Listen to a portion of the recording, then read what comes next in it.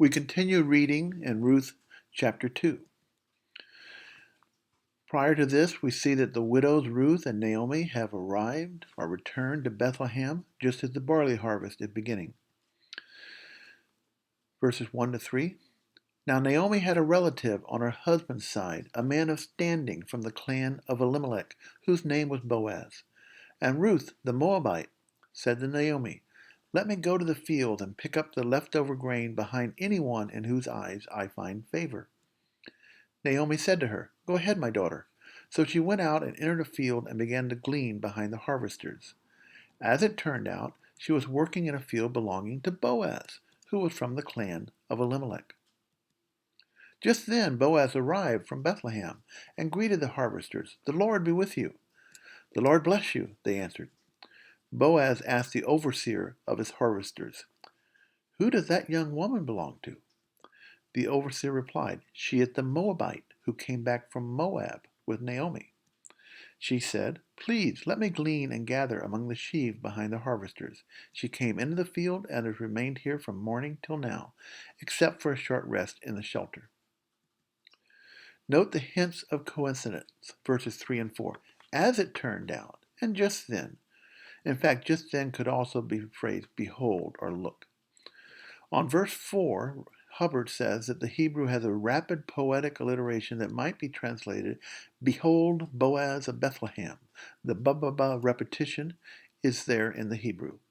Hubbard also says that the Hebrew word nar appears 3 times in the passage and so has emphasis.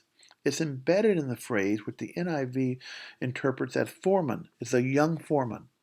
And in the foreman's reply as an adjective for Moabites, it means young, and also shows up in the question of Boaz about a young woman. Why are we emphasizing that the people involved are all young? The phrase relative on her husband's side could apparently be interpreted as friend of her husband. Most likely Boaz was both, maybe a cousin and a friend of Elimelech, for example. Notice how the first verse sets up the chapter story, introducing us to Boaz before he appears. This is a poetic technique intended to heighten our suspense and follows naturally from the last verses of chapter 1. Gleaning is explicitly established in Leviticus 19, 9-10, and in Deuteronomy 24. How does Ruth know of this Israelite custom of gleaning? There's some disagreement among Hebrew scholars as to whether the passage says that Ruth has already been gleaning or has simply been patiently waiting for permission from the owner of the field. Some questions raised about this. What do we learn about Boaz? Why does the passage keep mentioning Moabites? What is suggested by the emphasis on youth? What characteristic does the foreman notice about Ruth? What is the significance of Boaz's question? Why does he ask about a young woman and who she belongs to? Why does he ask the foreman about Ruth? Why doesn't he just ask Ruth herself directly? There's a lot of cultural statements being made about the role of women at this time. Continuing, verses 8 and 9. So Boaz said to Ruth, "My daughter, listen to me. Don't go and glean in another field, and don't go away from here. Stay here with the women who work with me. Watch the field where the men are harvesting, and follow along after the women.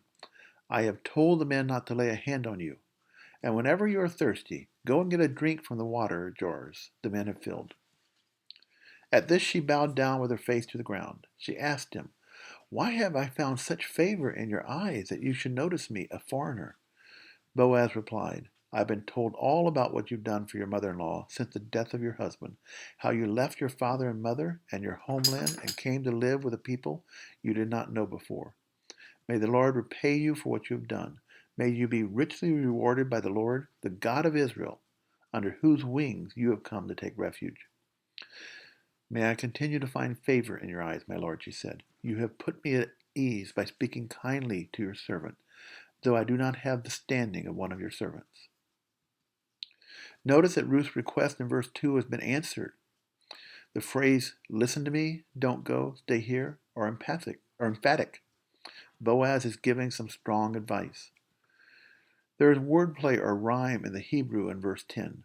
The word for foreigner was loosely translated the unnoticed ones, and so the Hebrew phrase anoki nokriya apparently means notice the unnoticed or recognize the unrecognized. Ruth is asking, why do you do the undoable? Why do you notice the unnoticeable foreigner? In verse 11, there occurs the phrase, leave father and mother. Boaz says this, that she left her father and mother. It appears only one other time in the Old Testament. Where is that? Along the same line, the commentator Hubbard reads hints into the response of Ruth, may I continue to find favor in your eyes, my Lord. The word favor in verse 13 is hesed. The virtue of hesed is a theme of this book. It has connotations of loyalty and compassion, of kindness. Ruth apparently uses a strange word for herself when she says servant in verse 13. The common word would apparently be amma, say the commentators, but Ruth here uses sifa, a virgin slave of the lowest class assigned to menial tasks. Ruth will later use amma in chapter 3. Apparently the woman designated amma had enough status to get married, while sifa did not. So sifa is a very lowly, very humble term. And there is poetry in both Boaz's statement of refuge under the wings of Yahweh.